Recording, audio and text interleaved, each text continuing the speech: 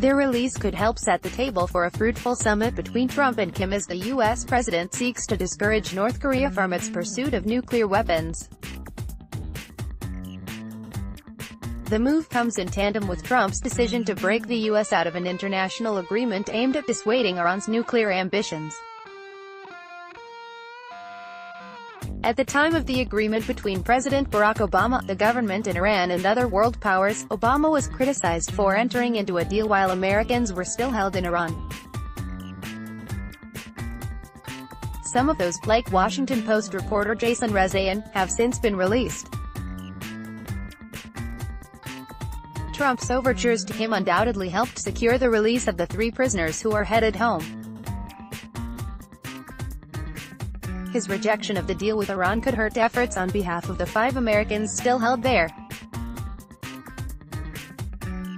Political prisoners have long been used by governments in their political chess games. It's telling that so many of them in recent history have been held in either Iran or North Korea. CNN's library has a full list of detained Americans. Freeing prisoners from North Korea, in recent years, has largely required a high-level emissary of sorts. Secretary of State Mike Pompeo, the same person negotiating terms of the U.S.-North Korea summit, went to Pyongyang to retrieve Kim Dong-chul, Kim Pak-song and Kim Sang-duk, who's also known as Tony Kim. Then Director of National Intelligence James Clapper went to retrieve Kenneth Bae along with Matthew Todd Miller, both of whom were accused of hostile acts. They were released in November of 2014 after spending months in a hard labor camp. An outburst on CNN by Dennis Rodman, who slammed Bae, then in prison, after the former basketball star met with Kim Jong-un, helped draw attention to Bae. The journalists Laura Ling and Yuna Lee were freed after former President Bill Clinton traveled to Pyongyang in August of 2009 to ask for their release and to collect them. Other releases have had unhappy endings. The American student Otto Warmbier was released by North Korea in 2017 when he was in a coma. He died shortly after returning home. His family members attended the State of the Union address this year as Trump's guests. All 5 currently detained Americans on CNN's list, now that the 3 have been released from North Korea, are in Iran.